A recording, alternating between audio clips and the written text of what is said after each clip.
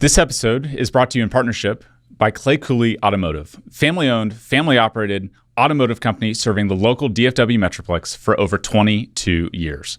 Clay, thank you for all you're doing to make intersections possible. Headquartered in Dallas, Texas, Arcus Golf is a premier owner and operator of nearly 90 private, resort, and daily fee courses in the U.S., including Cowboys Golf Club, the world's first and only NFL-themed golf club, and 8 other courses right here in the DFW Metroplex. Arcus is an innovative industry leader providing unrivaled lifestyle amenities that complement exceptional golf offerings. To learn more, visit arcusgolf.com, and thank you to the Arcus team for all that you do to make intersections happen.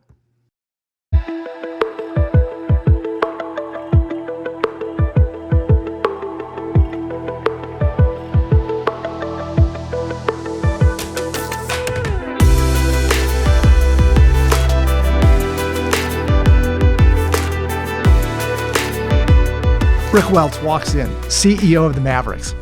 What a time.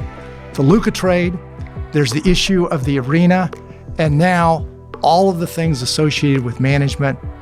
I got to tell you, that was a fascinating conversation. It was 57-year NBA career. He started out as a ball boy for the Seattle SuperSonics. He was CEO of the Phoenix Suns, CEO of the Golden State Warriors, and now he's CEO of the Mavericks, and he's got a franchise-defining player to go build around. We have a really great conversation understanding how all these things tie together and ultimately what the vision is for the Dallas Mavericks. Tune in.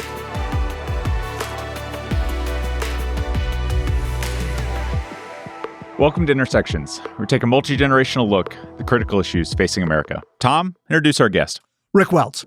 Rick has been in the NBA for 57 years, is currently the CEO of the Mavericks, but has been the CEO of 2 other highly respected franchises and been at league office. So fascinating story. Started out as a ball boy with the SuperSonics. So 57 years, how's the game changed?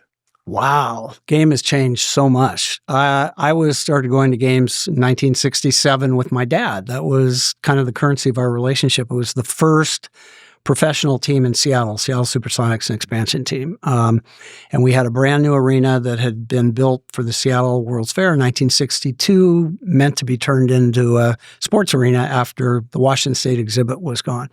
So we would go to games. I got to watch Wilt Chamberlain play. I got to watch Bill Russell play. And so there was something about it. I loved the game right away. But something was happening in Seattle because of that. Okay, this was the first pro sports team there, and 14,000 people that had nothing else in common except their love for this one new sports team. All of a sudden, we were in the Seattle Times in the morning. We were in the standings next to New York and Chicago and Los Angeles. The first time there was such a community pride in that. I think that's what really drew me in to the sport. It really made a difference to people in Seattle at that time.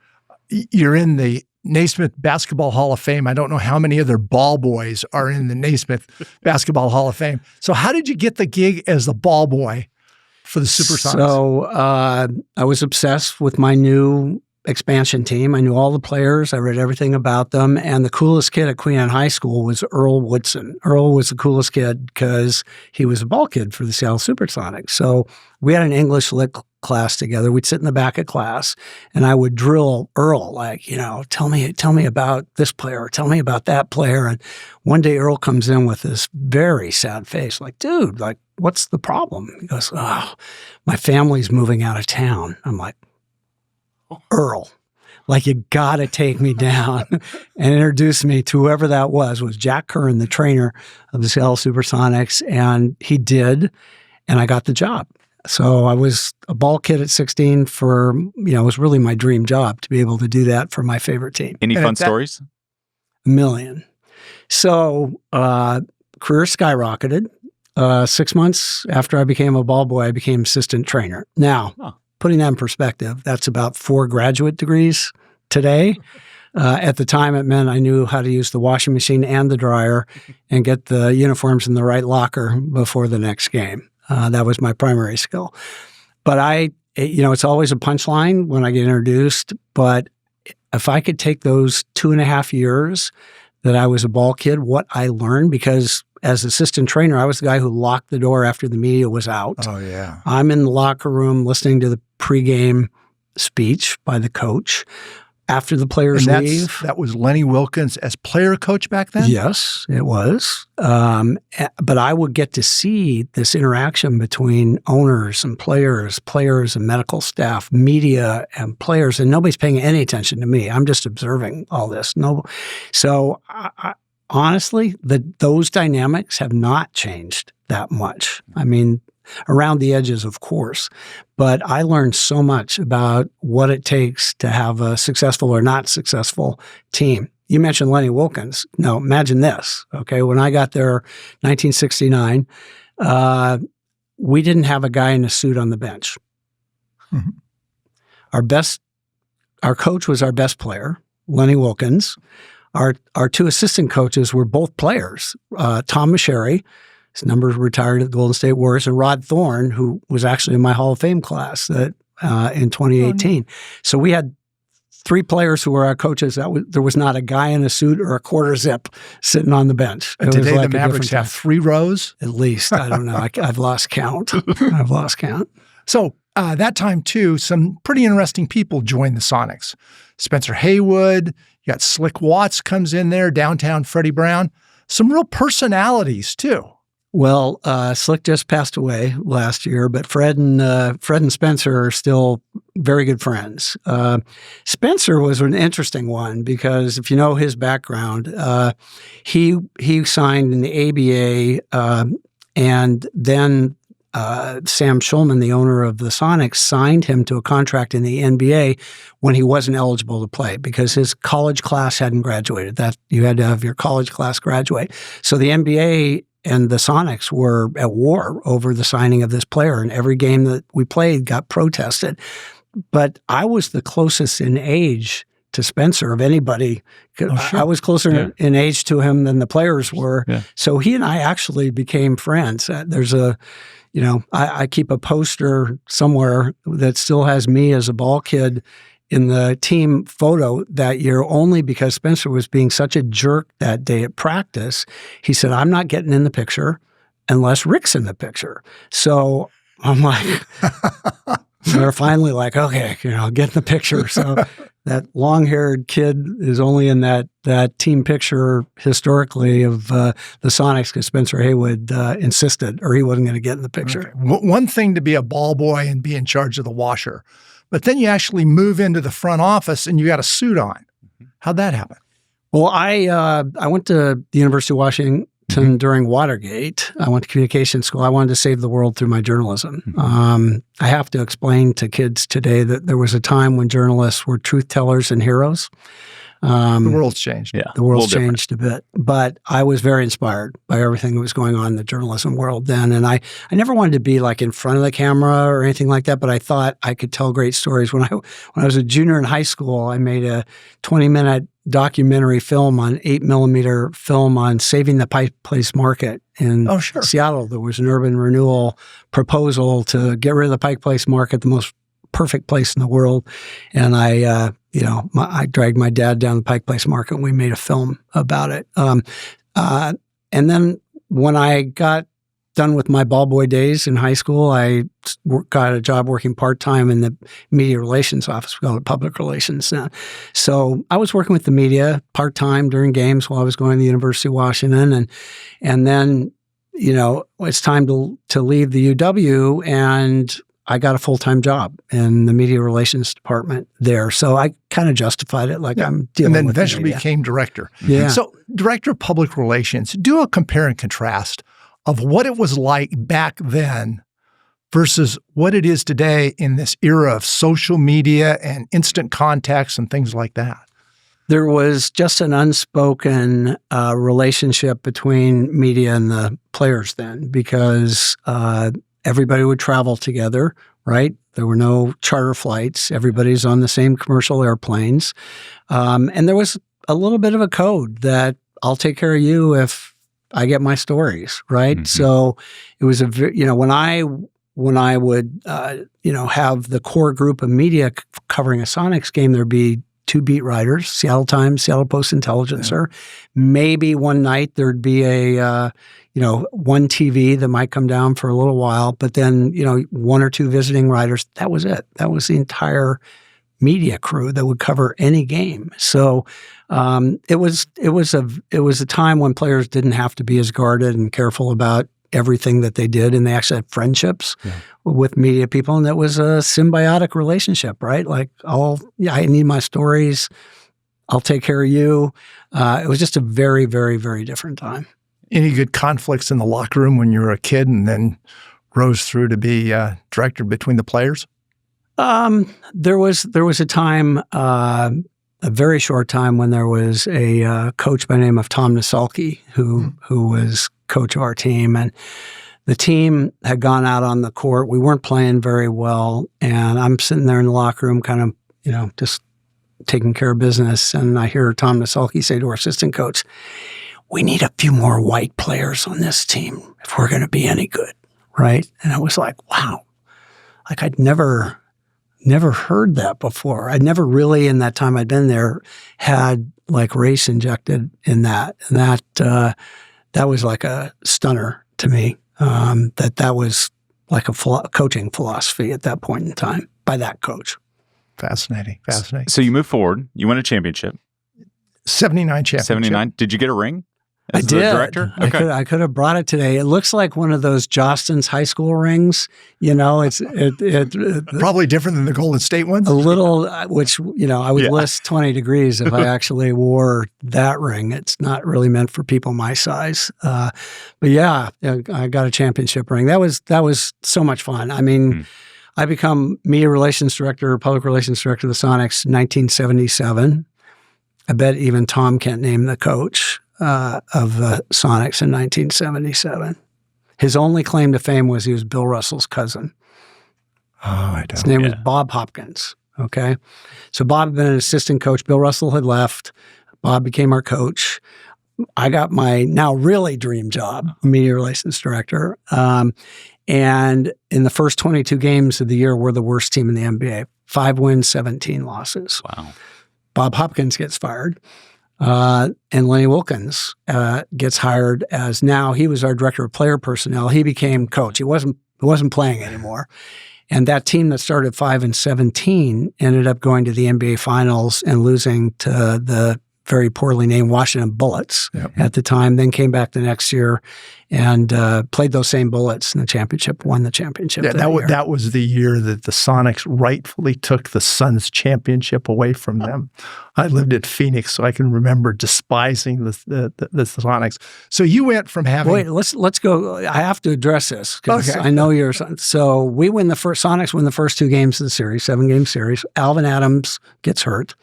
The Suns win game 3, 4, and 5. Walter Davis puts it in for the win in game 7. It goes halfway down and pops back out.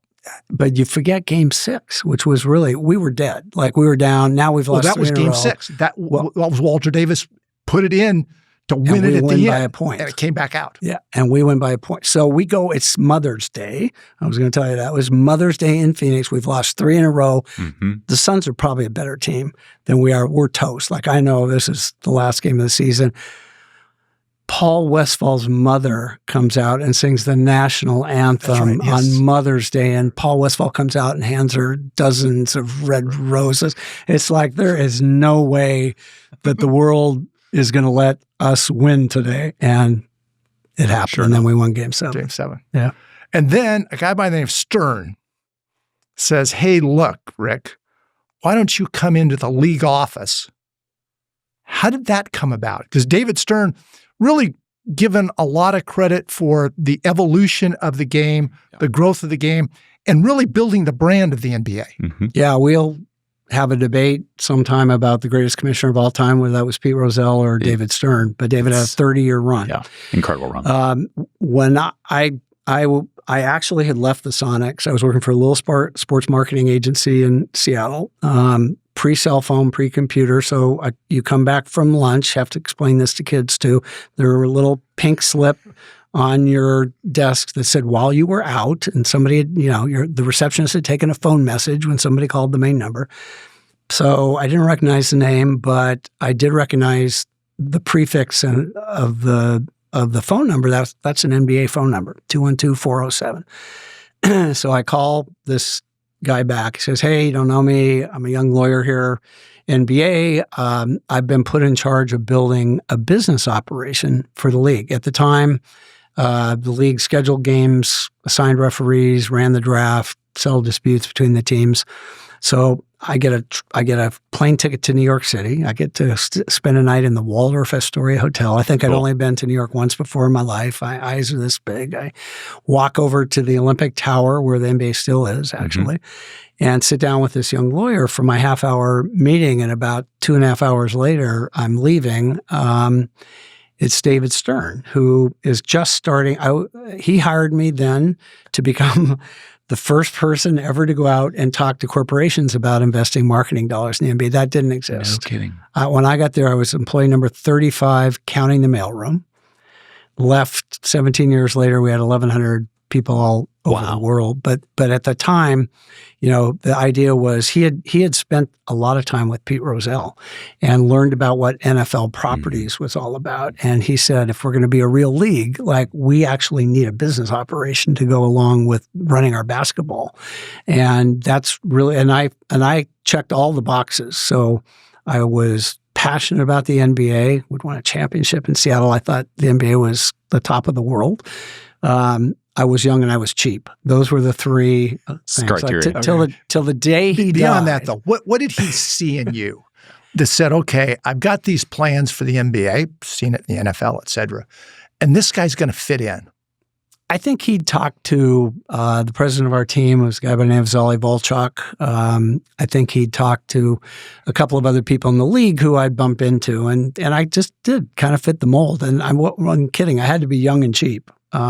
We really, till the day he died, we argued over what my starting salary was. I swear he hired me for $47,000 a year. He, to the day he died, said it was never a penny over 42. So we agreed to disagree. But he was putting together the basics of a business operation, licensing for products. We didn't even have that. We didn't have anybody doing sponsorships. Now, at that time, were the products done individually by the teams? Yeah. Because that was a big move of the NFL, was really put them on the map of pulling all of that back in so it wasn't the teams. Exactly. So you had consistent, not only logos, but quality and things like that. Exactly. Same thing NBA? Same thing. Just tried to follow, the amazing success of the NFL at that point.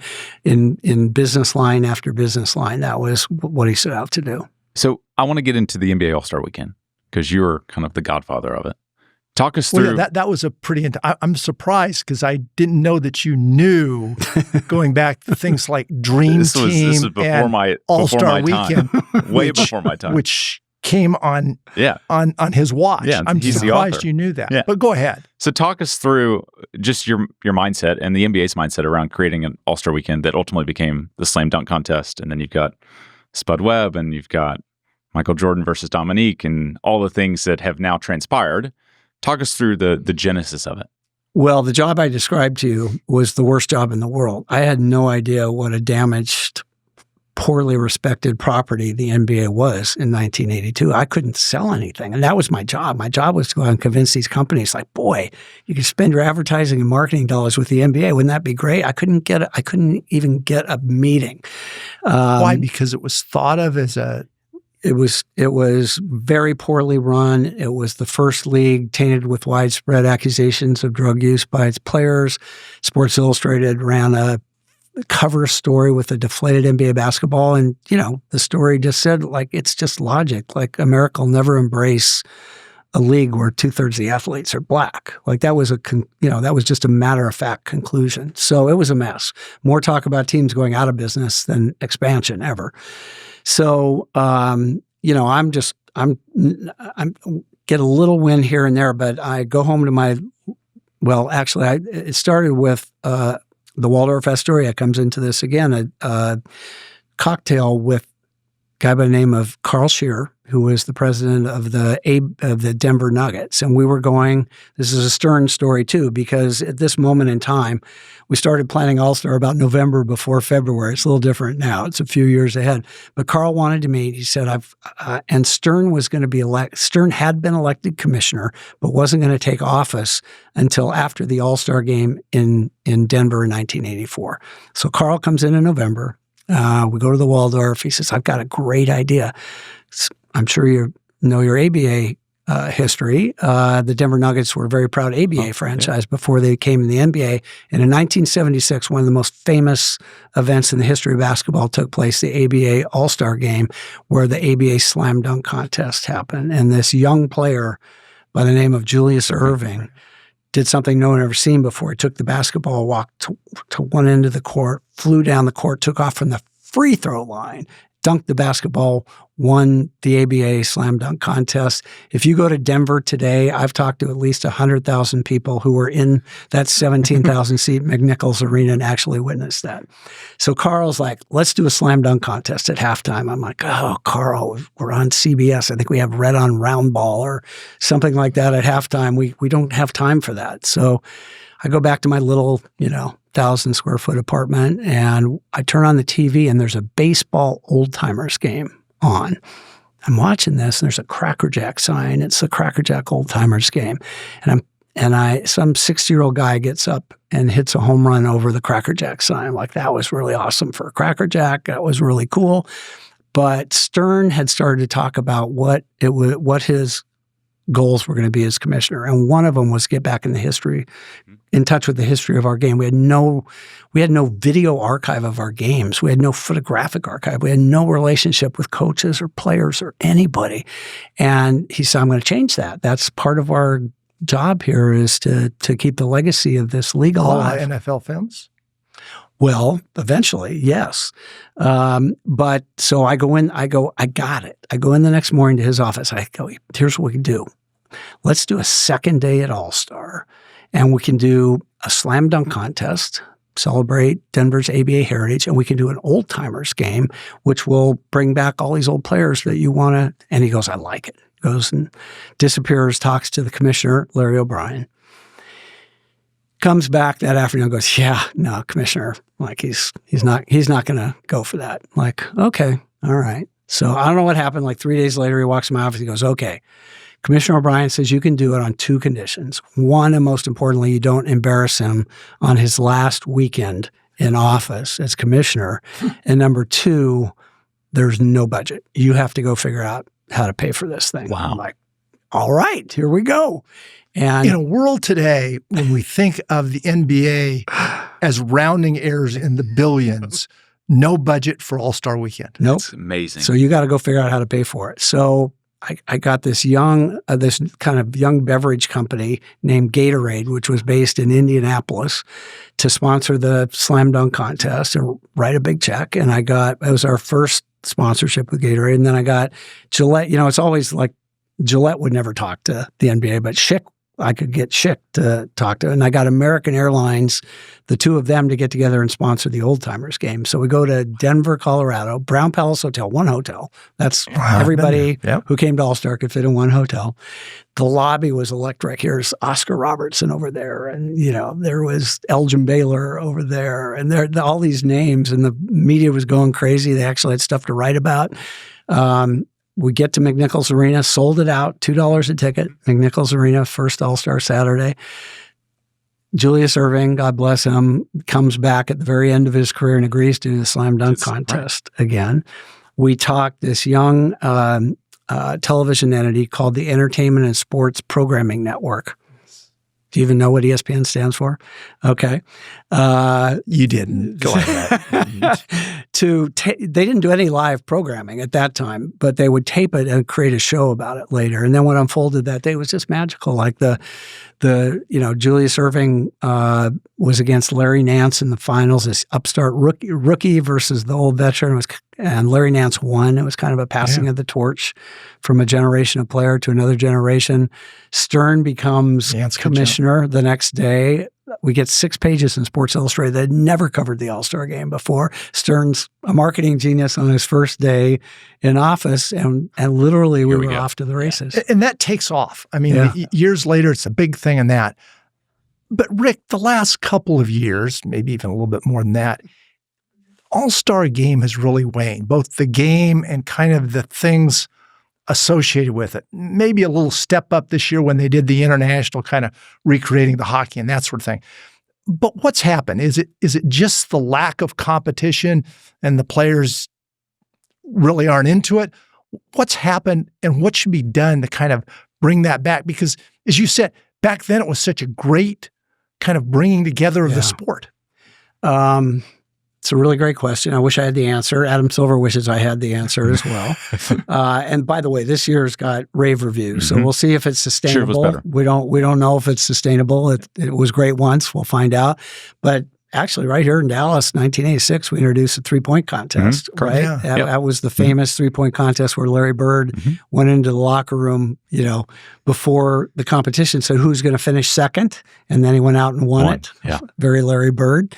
That was the one where Spud Webb won the slam dunk contest over Dominique Wilkins, who could, it's a sight gag, like little Spud Webb. Still works for the Mavericks.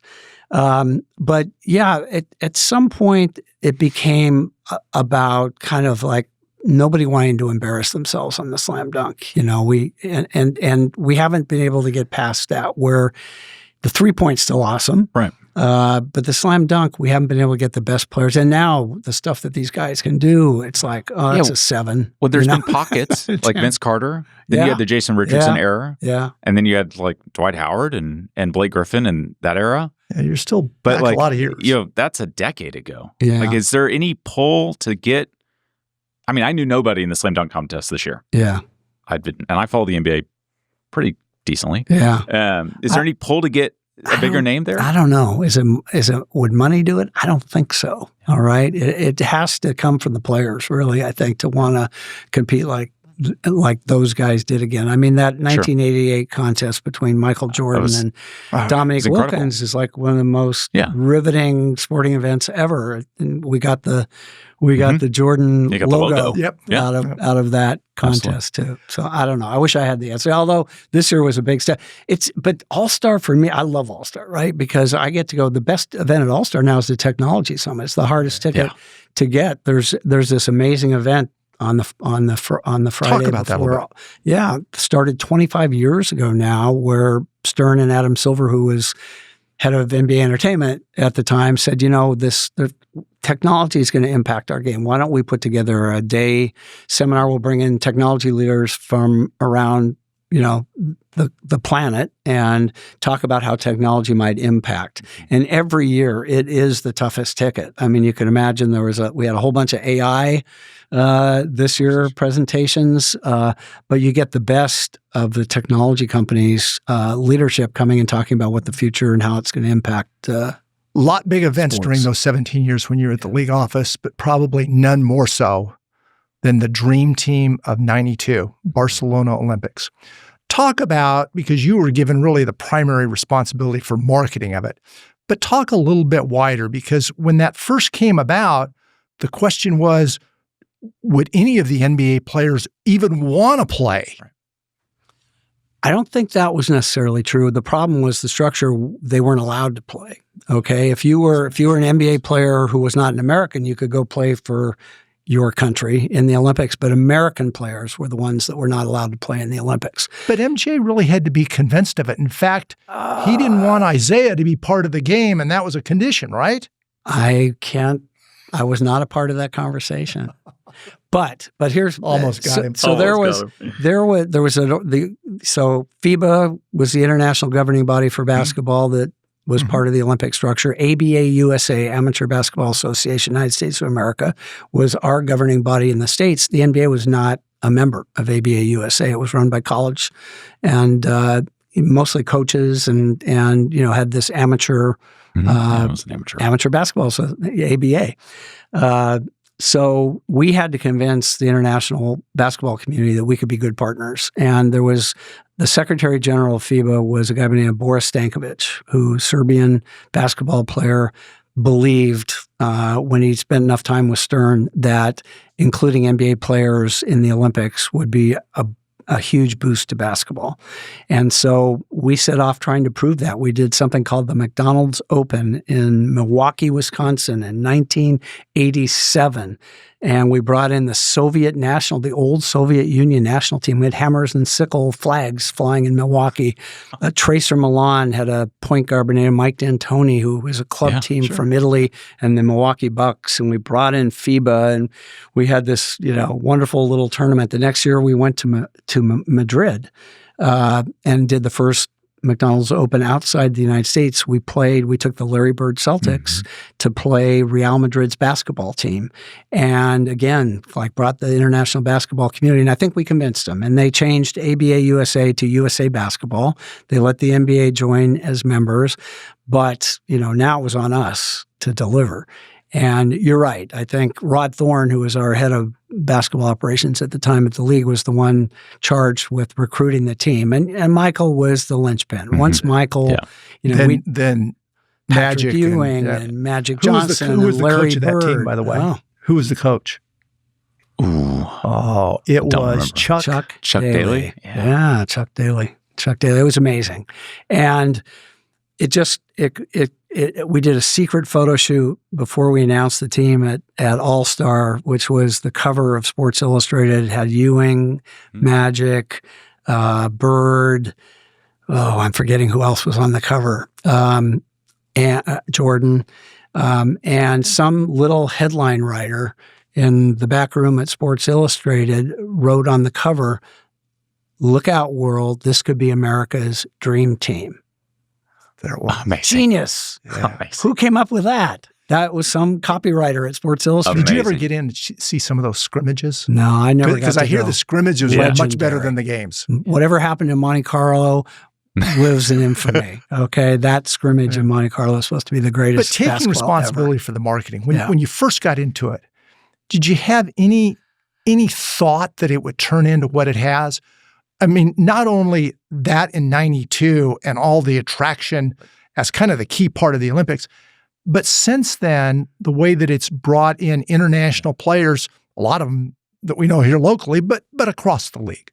And so many, the Dirks of the world, discovered basketball through the Dream Team, kids all over the world. And now, a quarter of our players come from outside the United States, with that number continuing to grow. And it changed. I say, that 2 weeks in Barcelona really moved the sport of basketball ahead 20 years. Did you have that as the no thought? Idea. Not till we got there. When we got there, it was like, oh my God, like the hotel where the Dream Team stayed in Barcelona was like cordoned off. And there would be thousands of people waiting outside the hotel 24 hours a day looking for a glimpse. And then, of course, Charles Barkley gets bored and decides he's going to walk down La Ramblas, with the Pied Piper with thousands of fans following down Las Ramblas. And so, no, until I guess I had my first inkling was actually, this is way inside baseball. So the U.S. hadn't qualified for the Olympics that year. There was a qualifying tournament to determine who from the Americas would represent the Americas in the Olympics. And some entrepreneur in South America, we had to buy a tournament from him, put it in Portland, Oregon. And, we had to qualify. We had to win this tournament to go to the Olympics. It was called Tournament of the Americas in Portland. Nobody remembers this. But I remember that my first inkling was whatever team it was from the Americas who played the Dream Team first all came out on the court with their cameras. Okay, and they did that at the Olympics. They wanted pictures with the other team. That was a sign that there was maybe a little something different going on competitively here. But there's a great clip of John Stockton's walking in Barcelona, and there must have been the Dream Team bus or something up ahead. And some lady goes up to him and goes, "What is that?" And he goes, "Well, that's the basketball team." She goes, "Oh, that's really interesting." And this is a guy that's on the team. Yeah. Doesn't look like. Hey, we've got to jump to the Mavericks, but I want to touch just briefly because you had two other significant stints as CEOs of, as I said, major and highly respected franchises. First was the Suns starting in 2002 to 2011. Yeah.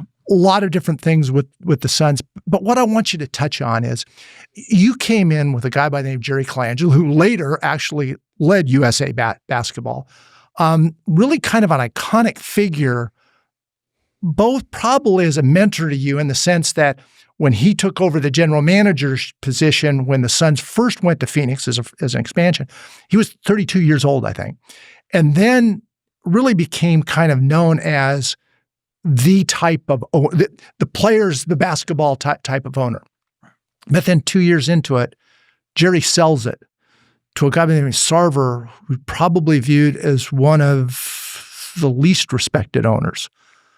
Talk about that shift and what it was like to be CEO at the time when you saw ownership change so much. Yeah. Well, Jerry's a legend in our game. He grew up on the wrong side of the tracks in Chicago, became the youngest general manager ever of the Chicago Bulls, started the Suns, and did so well, he actually became the owner of the Suns, like all of our heroes, right? And he ran both business and basketball, and he ran them as one organization, which he was the last one, really, who was in charge of both running the basketball team and running the business. Yeah. The business just got much too complicated. But he had put his son, Brian, in that role of running both business and basketball. Jerry was still there as chairman. And, he realized nobody could do that anymore. So I got the call from Jerry. It's like, okay, time to get back into doing what you love. If you'll become president of the Suns, the job's yours. So I did that. Brian became our general manager, and that's the way it should be. And then Brian left for Toronto. A few years later. So you're really good. You know your history. But Jerry, he's still a great friend. He's still chairman of the Basketball Hall of Fame. I'm on the board of governors of the Basketball Hall of Fame, and I'm going to see him in a couple weeks. But he sold the team to Robert Sarver for a then record. He forgot to tell me he's going to sell it when he hired me, but sold it for $401 million, which was the highest price ever paid for an NBA team at that point.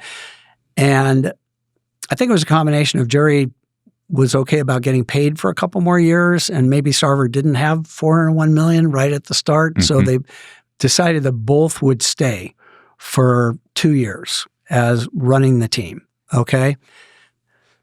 Jerry had some real seller's remorse as soon as he sold the team. And he, about 2 months into it, they wouldn't speak to each other. And so I would get the call.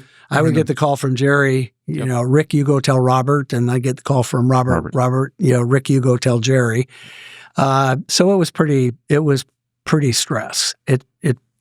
And I would never recommend that as a way to run the organization. Sarver was always great for me. He had some real issues in the way he treated people, and obviously ended up having to sell the team, forced to sell. Yeah. But that was after I left. I decided to leave. So what did you learn from that? Again, somebody that was very much respected, and then all of a sudden you've got the other side of it now, someone that was not very well respected and not very well thought of within the team, from what I understand, too. It's after some period of time, probably. Well, you can't have two people in charge is the number one lesson. You really can't have two people who have very different philosophies, both in charge of running your team. So, I mean, that was the lesson learned there. Okay. And then on to Golden State. So you run up kind of the West Coast, and now you're in San Francisco, Oakland area, and really built an incredible, I would say, dynasty, 15, 17, 18 championships, and built an incredible building at the end of the time. Talk us about lessons learned in Golden State versus Phoenix. Well, that actually reminds me a lot of Dallas. That team had not made the playoffs. Now, remember, more than half the teams in the NBA make the playoffs every year. That team hadn't made the playoffs in 16 out of 17 years. Yes, there was a Dallas series in there. Yeah, I was like, I remember a Dallas series where we lost. That was the year. Baron Davis and that crew, but okay. But you can't really design a plan to miss the playoffs 16 out of 17 years. And everyone in the NBA, myself included, had always looked at that mark and went, oh my God, like the history of fan support there was crazy with teams that never won. You had companies there that were changing the world, like that were based there. You lived in this beautiful place. Like, if you could ever get this in the right management and ownership hands, like the sky should be the limit on this. So Joe Lacob and Peter Guber bought the team in 2010 in the middle of the season, so it didn't really make any changes. I didn't get there till the beginning of the 2011 season. And we just had an unbelievable losing culture throughout the organization. In the locker room, like there was no expectation that the team was going to perform well. In the business office, same thing. It's just a culture of losing. Like, season was over in April, everybody got a raise, a nice summer vacation, come back, we do it all over again. So it really, from day one, put everybody in the same conference room and just said, look, like, this is what this can be, because I wasn't the only one who saw it. It was everybody around the NBA. Did you have to change a lot of people? That first year probably changed 40% of the people, because it was, look, tough the pitch to change was culture without that. Yeah. Exactly. You change the people or you change the people. And look, it was like, here's where we're going. Like, everyone's welcome to come along for the ride. But look, I know a lot of you have been here a long time. If you roll your eyes and you've heard this before, we'll take great care of you. And we did. And I found a couple gems in the organization, younger execs in the organization who hadn't been given the opportunity to show their stuff. One is like the greatest media relations director ever, named Raymond Ritter, who was kind of buried in the organization, still there. The other was a young ticket sales executive named Brandon Schneider, who eventually became president of the Suns when I left. Those were two people that the organization knew were really good, but had never been given a shot. So they got a platform they never had before, and were gung-ho. That gave me permission to then replace some people that clearly were not going to be able to do what we needed to do. And then Mark Jackson came as coach of the Warriors, and actually changed the mindset in the locker room, where players actually started believing. How did he do that? He's a minister. He has like an unbelievable gift, an oratory gift. Like, the guy is so inspiring. Like, he really, really, really is a motivator of young men. And he really convinced them that we could actually win games. And we started having some success. We actually ended up, Mark got us to the playoffs, and we fired him after that season. There were other things at play here. And we hired Steve Kerr. And I had been with Kerr in Phoenix. He was our general manager when I was president of the Suns. So but it was kind of a tough one, because let's see, Mark Jackson we hired, great player, was a broadcaster, had never coached a game before. Okay. So now we're going to replace him with a good player who was a broadcaster who never coached a game before, and expect a different result. But I knew who we were getting as a human being. But how did you get Steve to do it, from coming from a general manager position to move into the coaching aisle? Well, he really didn't like being a general manager. It wasn't. He figured out while he was general manager of the Suns, they really liked being a coach. Probably more, he wanted to be a coach. He made a trade for Shaquille O'Neal that I think kind of haunted him. That wasn't a really good trade at the end of the end of Shaq's career. So he was back broadcasting and doing great. And if you'll recall, Phil Jackson had left or been fired from the Knicks, and the Knicks job was open the same summer offseason that we were going to be trying to hire a new coach to replace Mark. And Phil Jackson was recruiting Steve to go there. Phil, who was one of his great mentors, and it was New York, and it was the Knicks, and Steve's wife is from upstate New York, and I'm calling Steve like, we don't have a job available, but boy, if you could just hang in there, I think you'd be really interested. And he showed up for the interview with a binder, the most impressive presentation of all time, of how he had studied our team and everything he would do, like, to coach that team to a championship, and blew Joe Lacob and Peter Guber away, the owners, and he was hired. And he came in there. Why did he want to do the Warriors as opposed to the Knicks? That's a great question. Okay, I think we had this young player who was starting to blossom. His name was Steph Curry. Yeah, he could throw a couple Little of known. Yeah. But I mean, when they bought, I actually have to remind Joe and Peter, when they bought the team, we all feel really good about success. They already had Steph Curry on the roster. He wasn't Steph Curry, but he was on the roster. And I think that was probably the difference for Steve.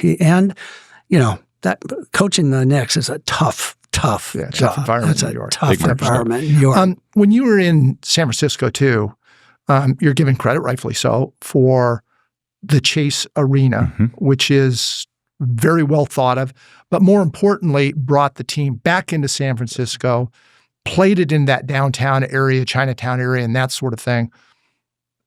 Talk just a little bit about how that came about, how you saw it, how you pulled it together. Yeah. Well, when I had one interview for the job with Joe and Peter at Joe's house in Atherton, and went out to dinner, and they offered me the job at the end. But what they said was, we want to build a new arena, and we'd consider building it in San Francisco. As you know, the Warriors were originally the Philadelphia Warriors, moved to San Francisco, had moved to Oakland for 40 years at that point. And, for somebody like me who, had devoted their entire life to trying to popularize the game of NBA basketball, to have the ability to create the physical structure that will be the place where generations of people in the Bay Area create these memories, these lifetime memories. To be able to do that, to take everything you've learned about the game and be able to give it a physical form, and these are bespoke buildings, right? One is never like the other. Everything is custom. Every inch of it is custom. To be able to put all that together, and it's 7 years of my life to do it, but incredibly gratifying, and to bring the team to San Francisco. It helps if you win a couple championships on the way. Maybe 3. It helps business a little bit. That's pretty good. But it's I think that's actually what Patrick Dumont saw. Because that's his favorite building. He thinks the fan experience there is the best that the NBA has to offer. More so than the Clippers now today? Completely different. Completely different. Completely different philosophy. Steve Ballmer wants your butt in your seat watching his basketball team, and he's going to do everything possible to give you no reason to be distracted by anything other than the game. So, there are no fancy restaurants. There are no clubs where people hang out till the middle of the third quarter. It's grab and go. It's more toilets than have ever been created in the history of sports arenas, because nobody has to stand in line. You're going to be back in your seat like that. So it's just a very different philosophy. I don't think that's what Dallas wants. I don't think that's what NBA fans today go to games for. They want a social experience. They want to be able to do business. They want to be able to enjoy the game, but they want to do it in, an atmosphere that feels a little bit like half party, half NBA game. And so what we'll construct here will be nothing like Chase Center. Okay. We're going to build, what I'm hoping is when you walk into that arena for the first time in 2031, you go, oh, they understand Dallas. Okay. So I walk into it. What am I seeing? Well, it hasn't been designed yet. We don't we don't have a place for it yet. Clearly, you've got a critical element in this. Yeah.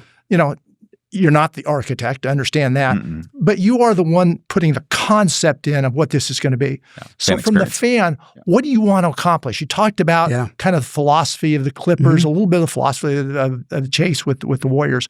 What do you want this to be, and how is it going to be distinct from any other arena? Yeah. Well, number one, the experience that you have will be, I know it'll be transformational for us. We're going from being a basketball team that plays its games in an arena that we share to a sports entertainment company where we will own, operate, program every day of the year in that building. The majority of the events there will not be NBA basketball games. Right. There'll be other entertainment events, other things. So what changed the most is the ability from having to be able to deliver the experience with employees that are ours as opposed to a third party who we rely on to deliver the fan experience. From the time you park your car to the time you scan your ticket to the time you buy a hot dog at the food stand, the usher that shows you see every one of those people will work for us, and that gives us an unbelievable opportunity to impact your experience. Okay, they work for us. Every seat, whether you have feet on the floor or whether you have the top row of the upper deck, there's going to be something about your seating area, your experience that's unique to where you sit, okay? Not everybody will have, lobster in the club before. That'll be for the people who have feet on the floor. But there'll be something about that experience, some social area, something that you'll get to experience that those people who are paying the highest prices don't get to experience. And, the crazy thing about NBA pricing now, I call it my Robin Hood theory of pricing. You steal from the rich to give to the poor, right? You can charge an unbelievable amount of money to a very few number of people who frankly underwrite the cost of the rest of the seats in the arena. And this market, more than any other market, I think has an affinity, a small group that has an affinity toward a special experience and will pay whatever it takes if you can deliver the most special park, the most special entrance, the most special social opportunity, and the best seat in sports. So I think how we put that together and how we make sure that every fan that comes in there for an NBA basketball game, whether they're, again, top row or feet on the floor, has an experience that is unique and more than just a seat at the game. So I want to jump in here. I'm going to push you on this because I would agree with you. Dallas is very high affinity for unique experiences.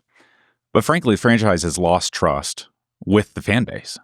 So how do you get back that trust to go earn that kind of underwriting group that's going to underwrite, the rest of the stadium? What are you doing as CEO of the Mavericks to ensure that come 2031, there is that affinity group that's not, had a wedge driven through it like the last 2 years? Well, I think you build a championship caliber team around a generational talent named Cooper Flagg. Now, that wasn't a plan. That was blind luck. Okay. I'm the guy who went to Chicago because nobody else wanted to go and sit at the table of 10 where I'm the only one sitting there because we have a 1.8% chance of winning the first pick. Everything about it was a little bit surreal, right? I still have a condo in Chicago, so I hadn't seen my place since I moved to Dallas, so I'll go. So a lot of NBA people, the way the room is set up, it was in the McCormick Center, the convention center, an audience in the back, a table for each of the teams in the lottery, then a stage. And so I go find my table. It's time for the lottery. We're right in the middle. It's like, that's interesting. I look over my shoulder. I'm the NBA executive sitting closest to Cooper Flagg, who's sitting 6 feet behind me. And I actually have a selfie I sneaked a selfie of Cooper because I'm never going to see this kid again. Yeah. Last time I'll ever see him.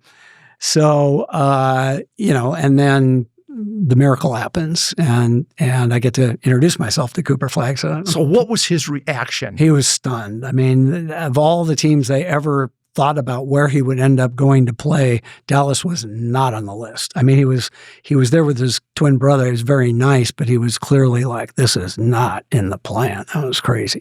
Not in the plan, but now he knows it's Dallas. What's his reaction to Dallas? Now I'm going to be a Dallas Maverick. And again, I think to be fair, and you started it, where we are today, new ownership, maybe think about the Phoenix Suns. Mark was very well respected, beloved. Controversial in a lot of ways, but very well respected. New ownership comes in, has not had a smooth transition in any number of different ways. So now you've got the number one pick probably over the last several years, maybe for the next several years. What's his reaction to being a Dallas Maverick? Well, it didn't work out the way he thought it would. His family was very excited. I don't know how much you know about his parents. His mother, there's a reason Cooper wears number 32. It's because his mother's basketball number. And she is like the competitor. He's a competitor. She's right there with him. Okay. And they were thinking, we're going to go to a really bad team because by definition, they should have gone to a really bad team. We had Kyrie Irving. We had Anthony Davis. We had Klay Thompson. And their thought was, well, he doesn't like to lose. He's going to go to a team that has a lot better chance of winning than we ever thought. Didn't work out that way. The injury gods were not with us. Okay. So, today I think it's been a real adjustment for him because he's never lost in his history before, Right. but he's an amazing teammate. I think, he now knows with the trades we made at the trade deadline, we've turned the page. Mm-hmm.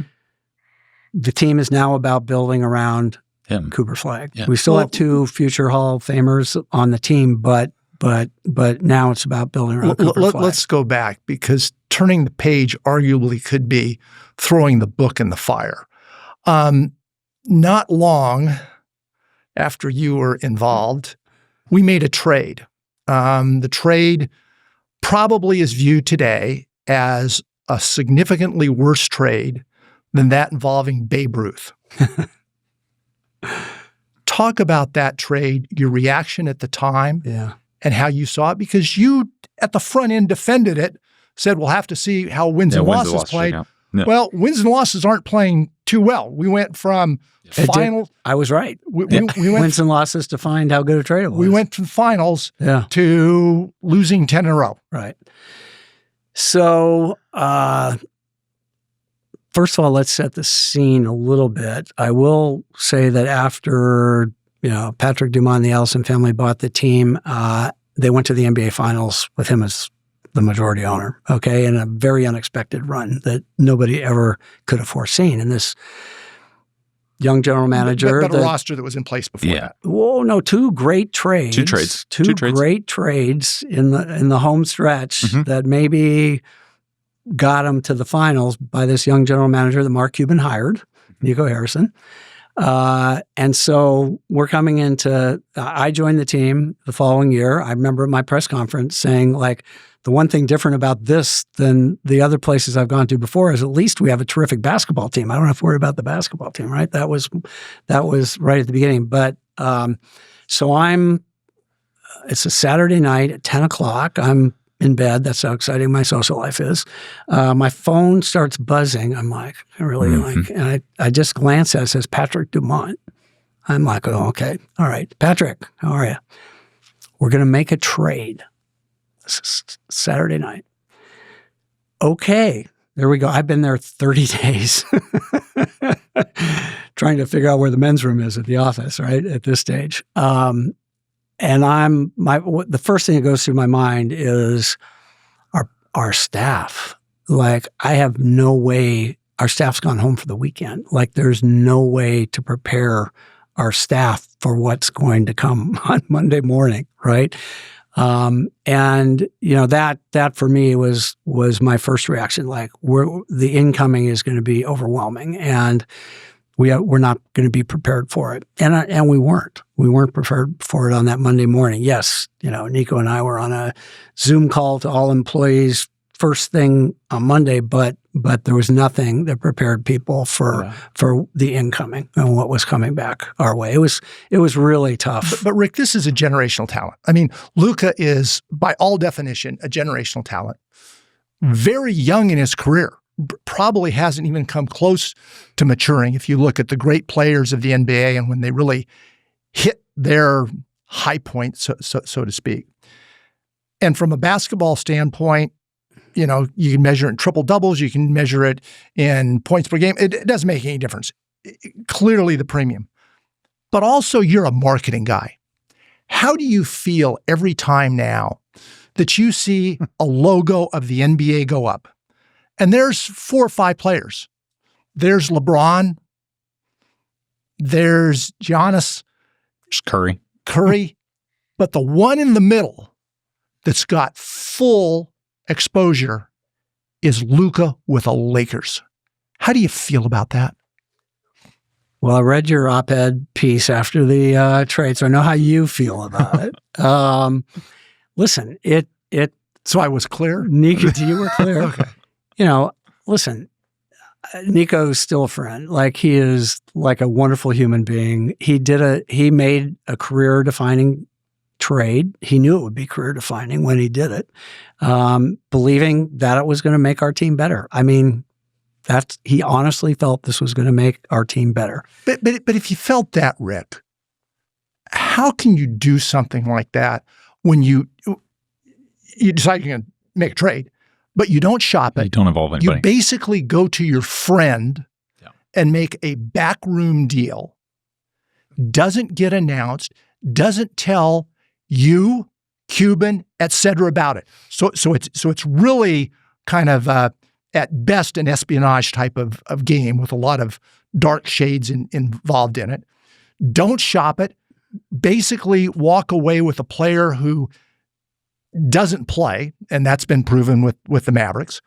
And on top of it, we don't walk away with any draft choices to look to the future. Well, there were 2 firsts, but not great picks. Yeah, not great. Right? Not great picks. I'm not trying to defend it. I'm not trying to defend it. It's not the Mikal Bridges. It can be defended. Well, yeah. I mean, I think what I said was right. That would be defined by wins and losses, and it was defined. And Nika lost a job because of it. And was it a failure of leadership? It was a failure of experience. Okay, but how can an owner put a team, a franchise, an entire community in that position when you turn around and say it was an experience question? No, because he'd owned the team for 10 months, something like that. Just short of a year.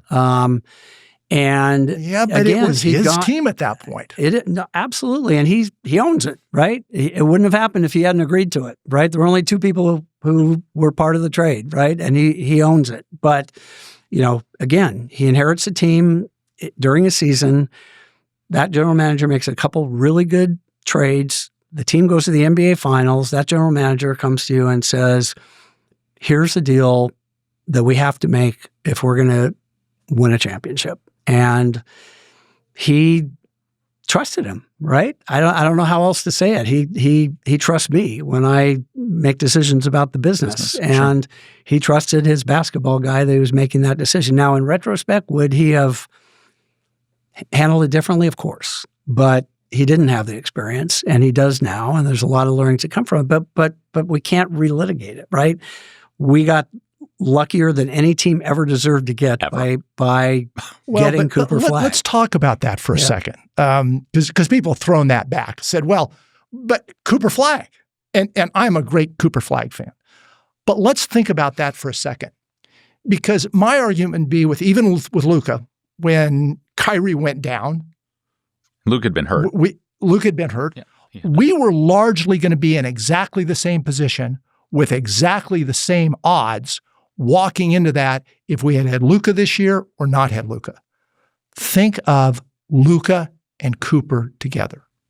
Yeah, that would never have happened with the team. Well, who knows if it ever could have happened. But we would not have had the record we ended it with last year if Anthony Davis and but we would have been, Kyrie, again, playoff, play in without the chance to get to the real playoffs. Yeah, maybe, but we wouldn't have the same numbered ping pong balls. Yeah, sure. Had we not made it. Well, listen, I feel your pain. I feel it every day. Let me ask it from a different way too, because we've talked about the basketball side. Yeah. And I'm going to go back to the Seattle days.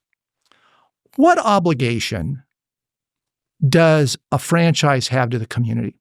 Because you saw not only this situation, and we're seeing an LA as opposed to a Dallas jersey that's front and center for the entire NBA. Mm-hmm.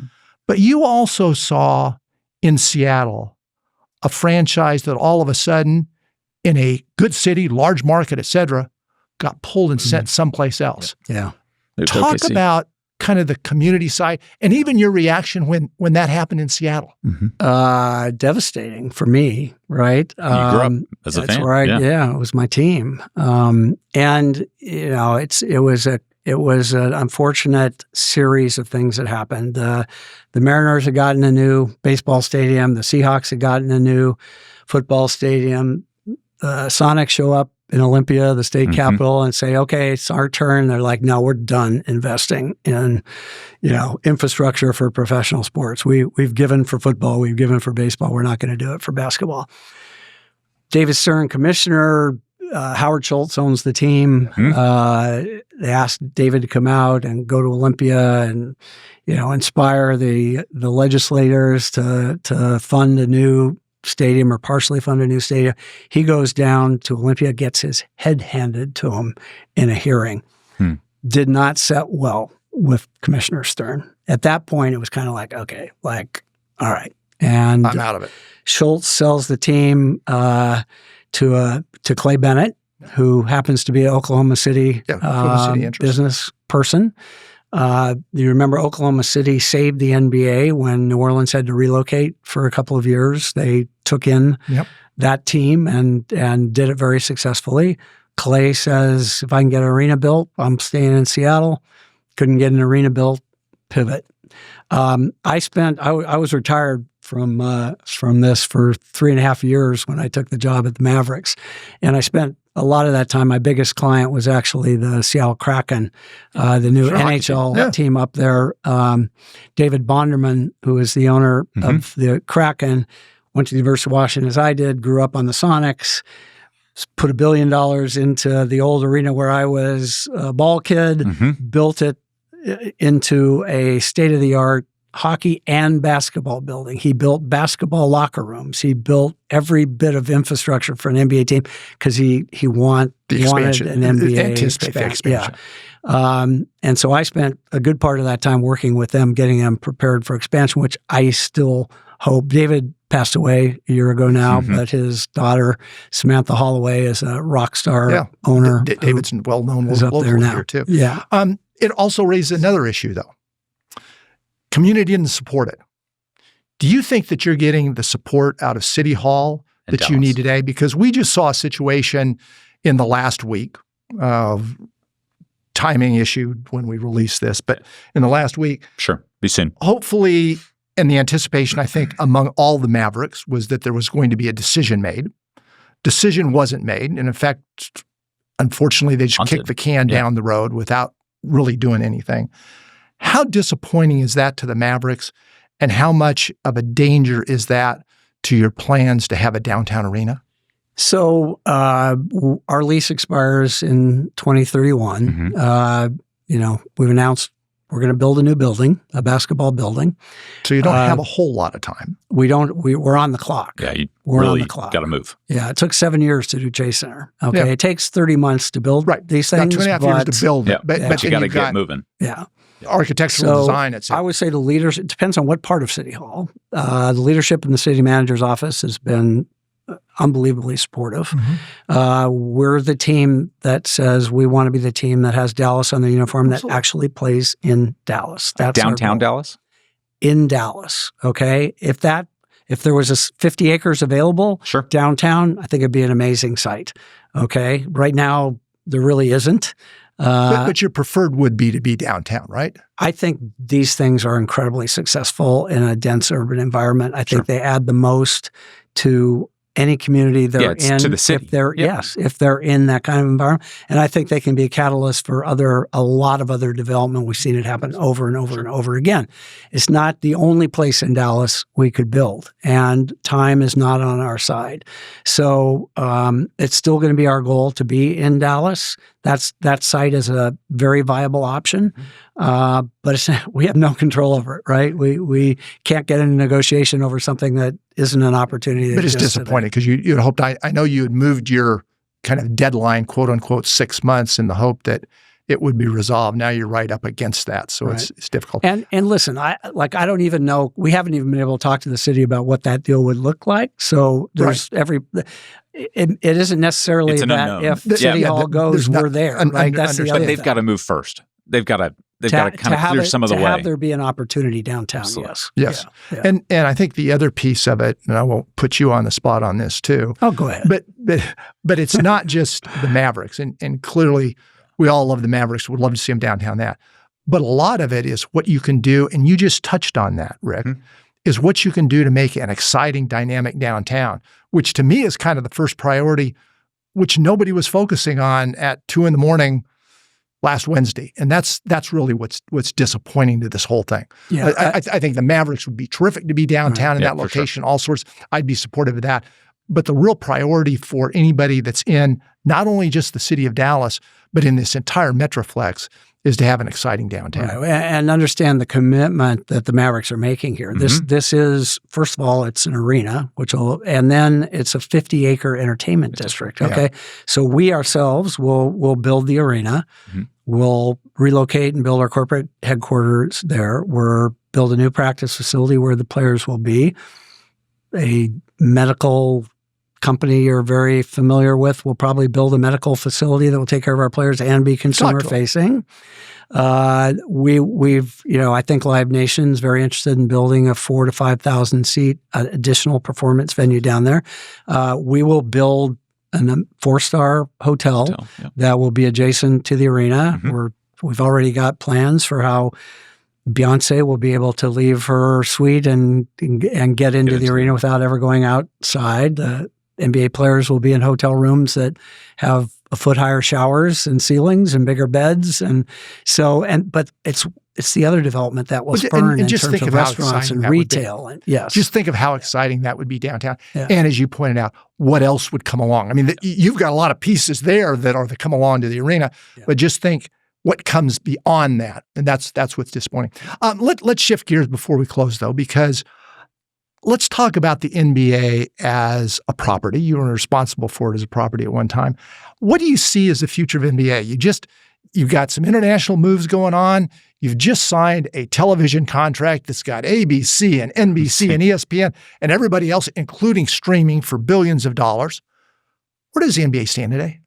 I've never been more excited about the future of the league. Okay, if you're an investor, there's only two things you should be investing in: soccer or basketball. Basketball is a unique investment because there's one entity that drives the world's commerce around it. Okay, as opposed to, if you're a kid growing up in Buenos Aires, you're hoping to playing soccer. You're hoping to play for your club team in Buenos Aires, play for Argentina in the World Cup.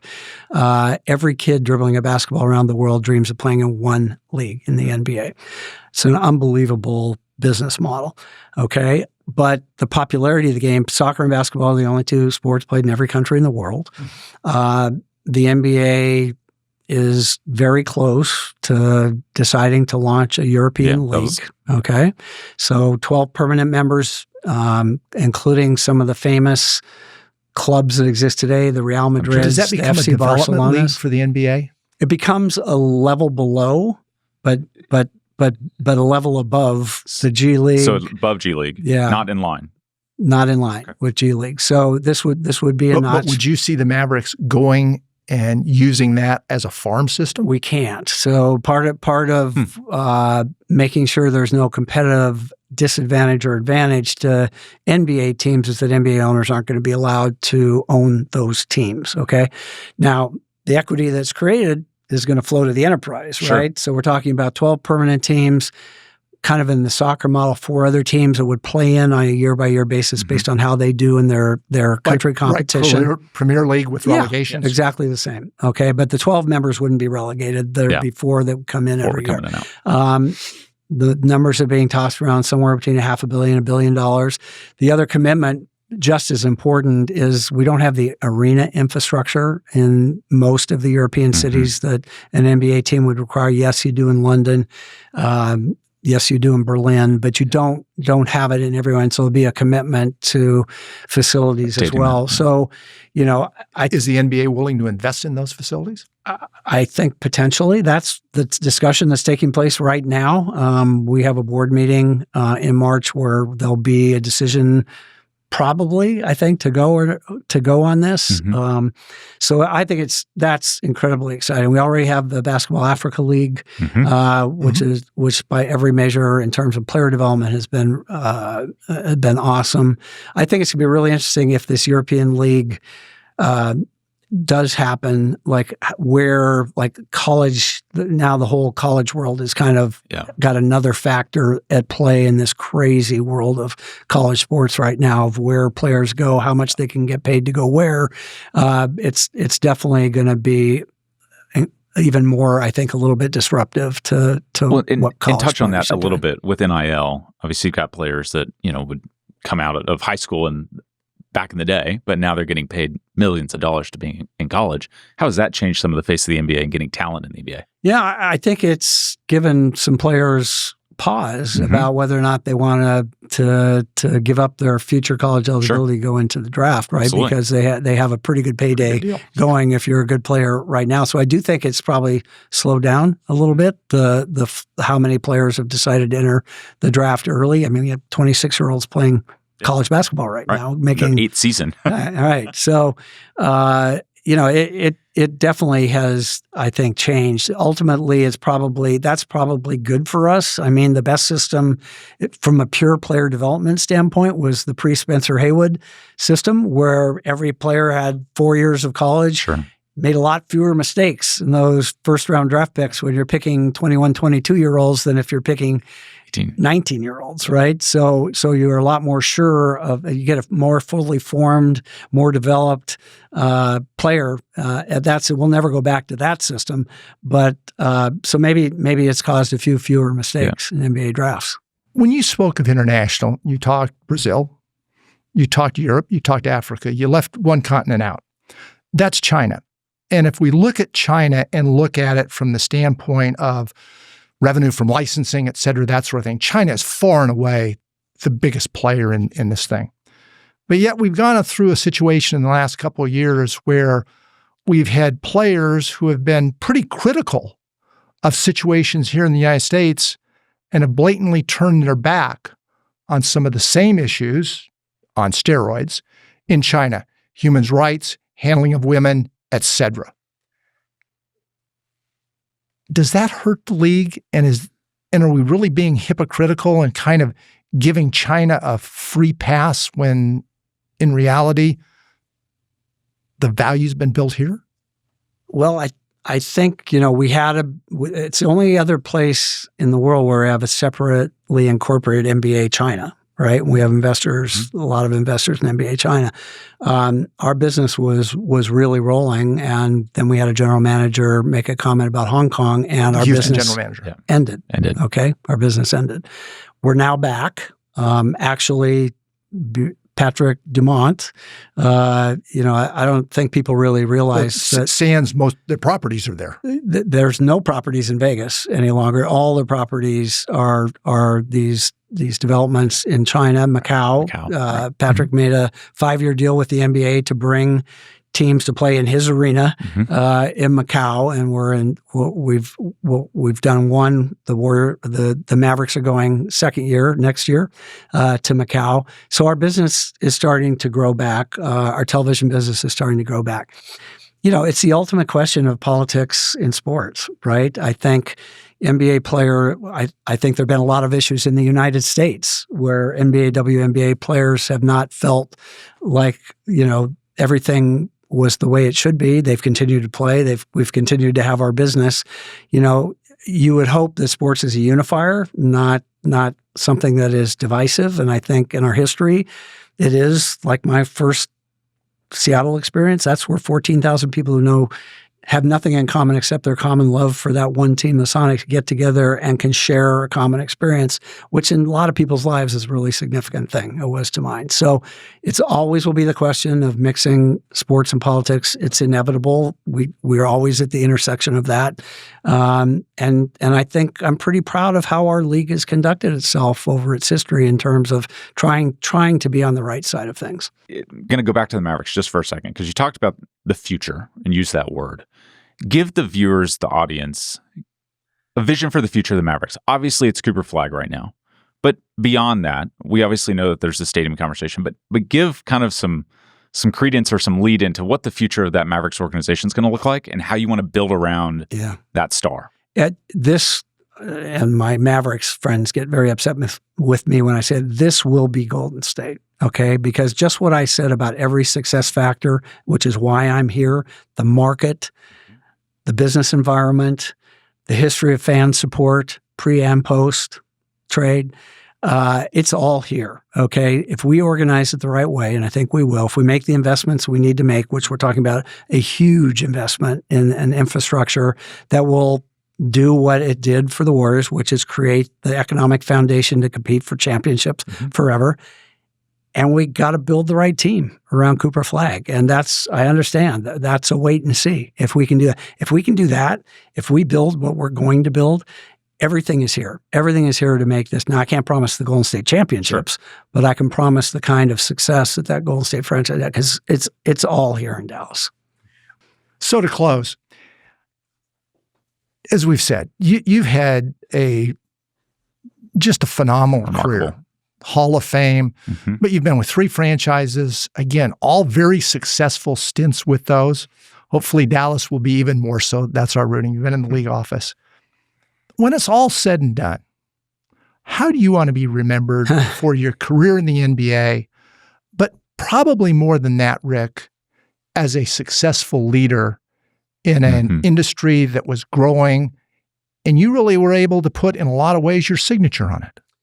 Well, for others to judge, anybody's legacy, right? Not for me to judge. But I feel like I've come to work every day over the last 50 years trying to make the NBA a more exciting, enjoyable, successful property. Like I think my job and people like me is to shine a brighter light on things that fans care about. So shine a brighter light on the players and the coaches and popularize that.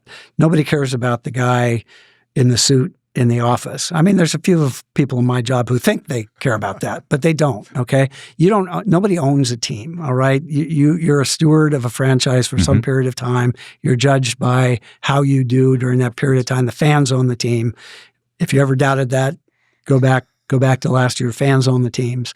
So that's how we should be judged. And I hope I gave it my best, like every day, to try to make the NBA something that is interesting, enjoyable, entertaining, and in some ways inspiring to people. Well, as I said, you've put a signature on the league, and we are just really enthusiastic and feel very fortunate that you're here in Dallas with the Mavericks. Yeah. Do great things here. It was fun. Thank you, guys.